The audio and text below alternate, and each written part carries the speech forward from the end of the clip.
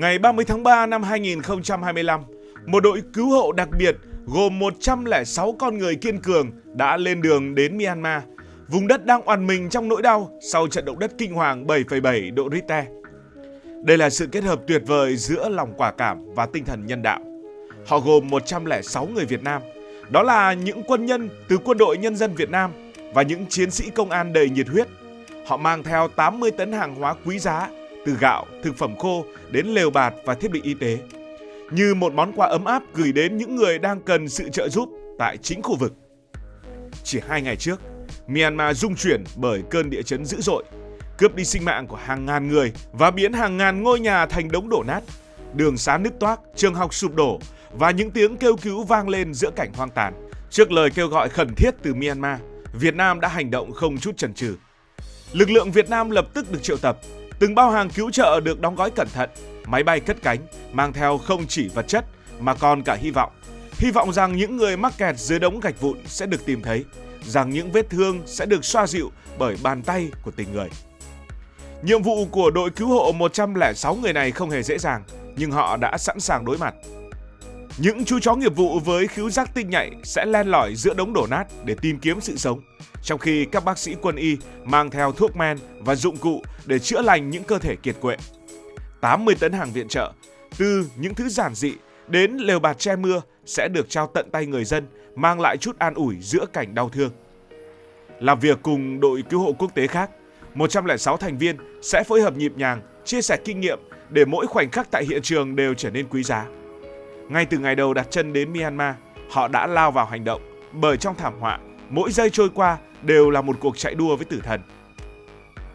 Nhưng có không ít khó khăn phía trước.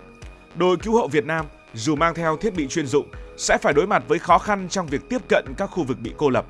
Những con đường hẹp vốn đã xuống cấp do chiến tranh, giờ lại trở thành mê cung của những vết nứt và chướng ngại vật, khiến việc vận chuyển 80 tấn hàng viện trợ, từ lương thực đến thiết bị y tế, trở nên gian nan hơn bao giờ hết.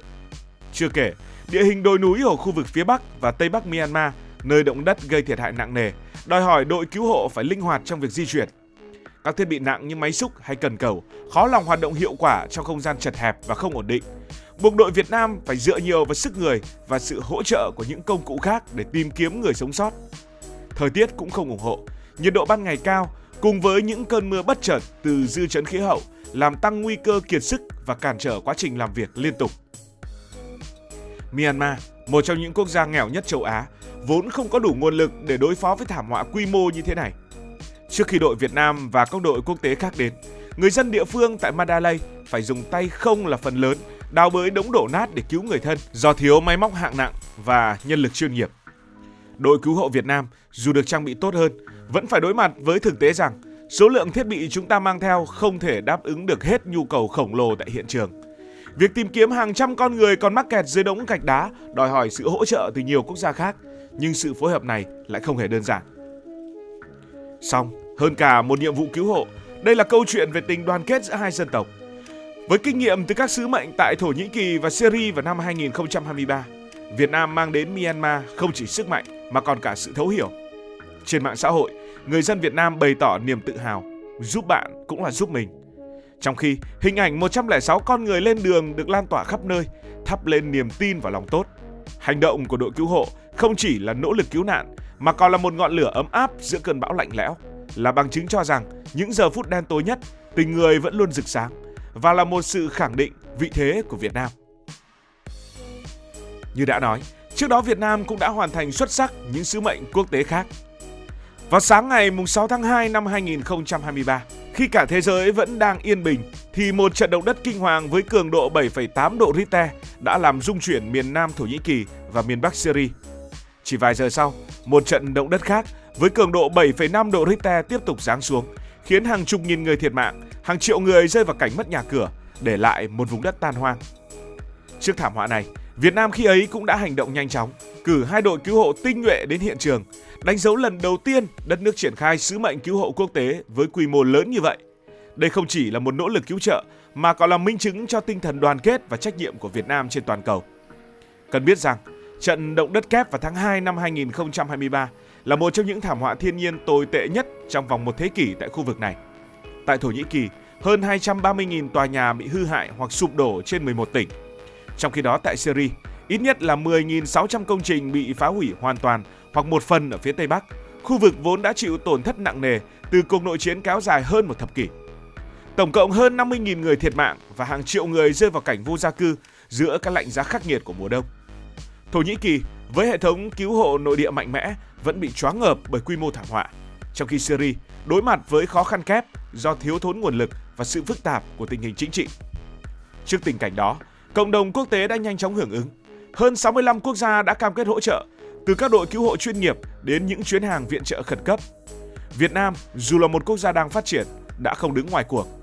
Ngày 9 tháng 2 năm 2023, đội cứu hộ đầu tiên của Việt Nam đã xuất phát, mở đầu cho sứ mệnh nhân đạo đầy ý nghĩa tại Thổ Nhĩ Kỳ và Syria.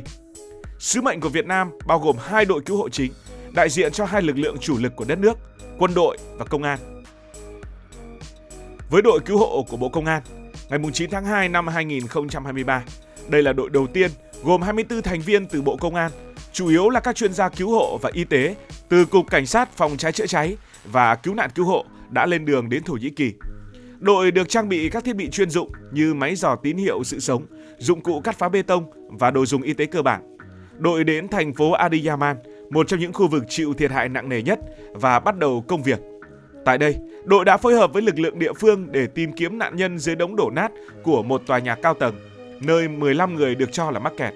Dù phải đối mặt với điều kiện thời tiết lạnh giá và thiếu kinh nghiệm thực chiến quốc tế, đội đã thể hiện tinh thần quyết tâm cao, làm việc không ngừng nghỉ để hỗ trợ người dân Thổ Nhĩ Kỳ.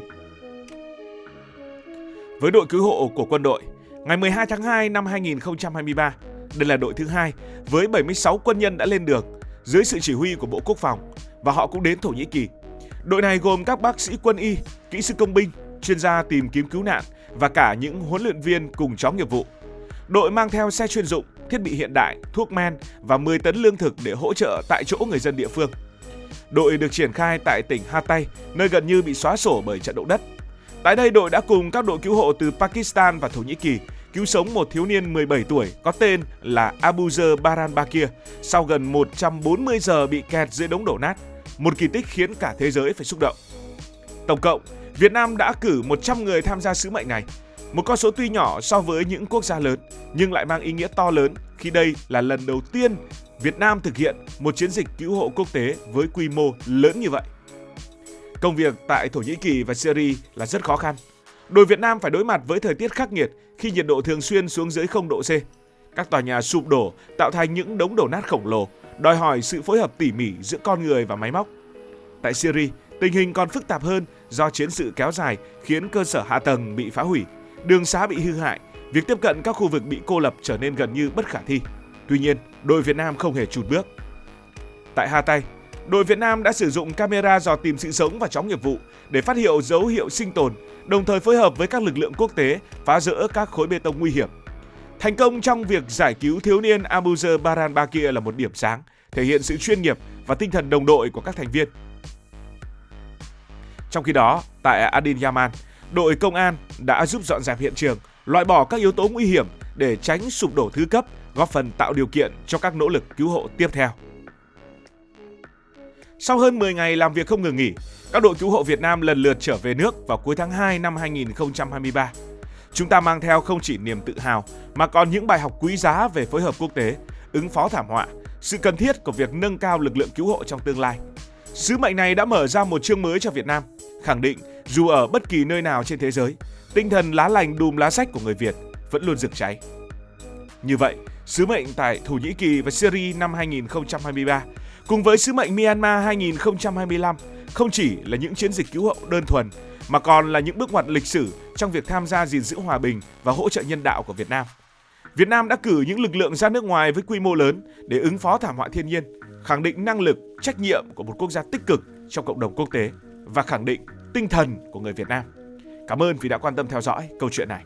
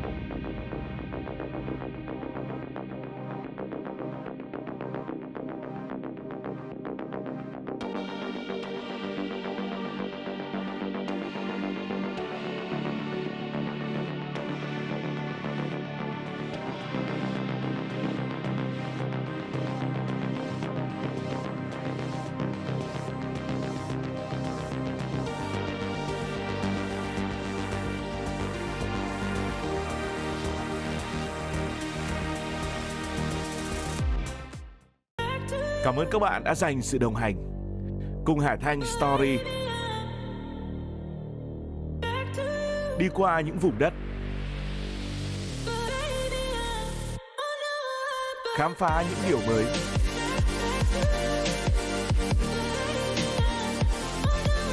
Đừng ngần ngại, hãy để lại những góp ý và xin được hẹn gặp lại.